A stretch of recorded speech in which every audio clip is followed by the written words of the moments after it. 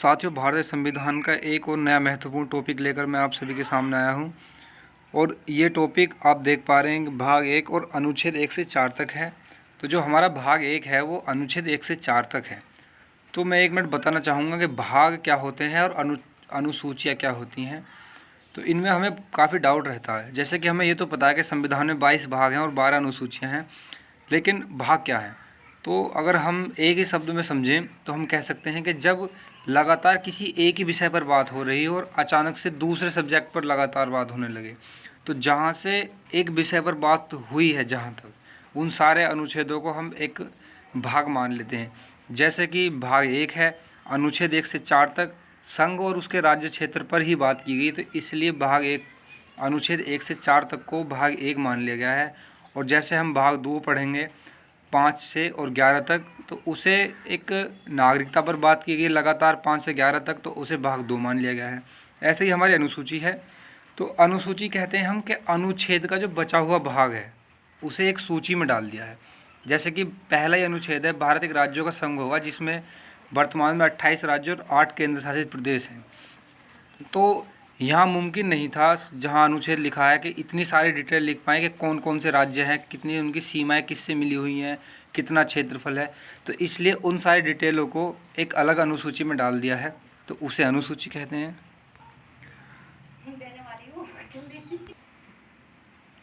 आइए चलते हैं, तो बिना समय गवाए अनुच्छेदों को समझते हैं हम। तो हमारे संविधान का पहला ही अनुच्छेद क्या है? तो इसमें बताया गया है कि भारत एक राज्यों का संघ होगा और भारत का ही दूसरा नाम इंडिया है। एवं भारत के राज्य क्षेत्र में 3 प्रकार के क्षेत्र शामिल होते हैं। मतलब इसका यह है कि भारत कितने प्रकार के क्षेत्रों को मिलाकर बना है। तो इसमें है एक राज्यों के राज्य क्षेत्र, नंबर 2 पर हैं केंद्र शासित प्रदेशों के राज्य क्षेत्र, और नंबर 3 पर ऐसे राज्य क्षेत्र हैं जो समय समय पर हमने बाहर से अर्जित किए हैं। जैसे पुर्तगालियों से गोवा, पौंडीचेरी, सिक्किम 1975 में अर्जित किया था। तो नंबर 3 में ऐसे क्षेत्र आते हैं।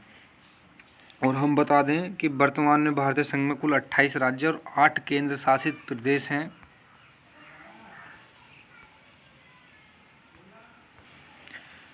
अब समझते हैं हम अनुच्छेद 2 क्या है। तो अनुच्छेद 2 में बताया गया है कि संसद को संघ में नए राज्यों के प्रवेश के लिए कानून बनाने का अधिकार है।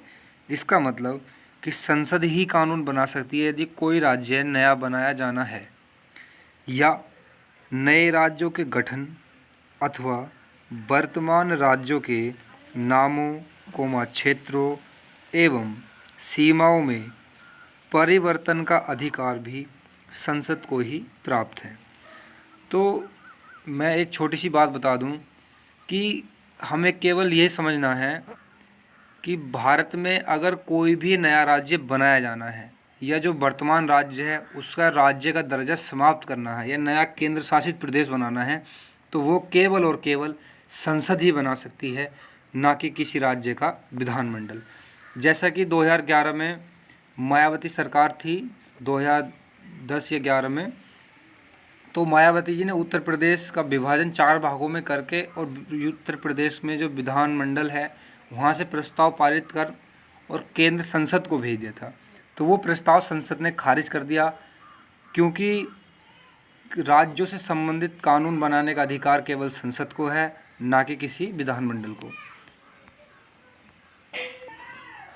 अब हमारा अगला अनुच्छेद है अनुच्छेद 3। तो इसमें बताया गया है कि राज्य निर्माण की प्रक्रिया।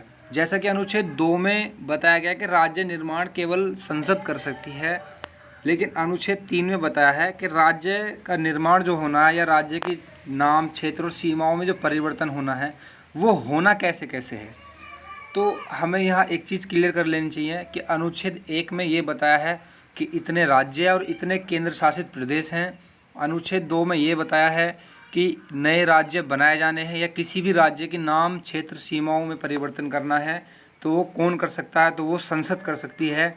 और अनुच्छेद 3 में बताया है कि यदि नया राज्य बनाया जाना है तो वो कैसे बनाया जाएगा।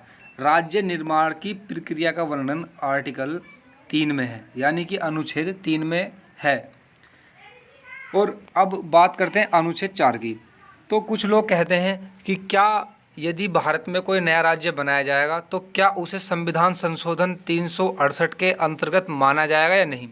तो मैं यहाँ आपको क्लियर करना चाहूँगा कि भारत के राज्य क्षेत्र के अंदर अंदर जो भारत की अंतर्राष्ट्रीय सीमाएं हैं उनके अंदर अंदर चाहे कितना ही भी परिवर्तन हो जाए राज्यों की सीमाओं में, वो संविधान में संशोधन तो होता है, लेकिन संविधान संशोधन अनुच्छेद 368 के तहत उसे संविधान संशोधन नहीं माना जाएगा।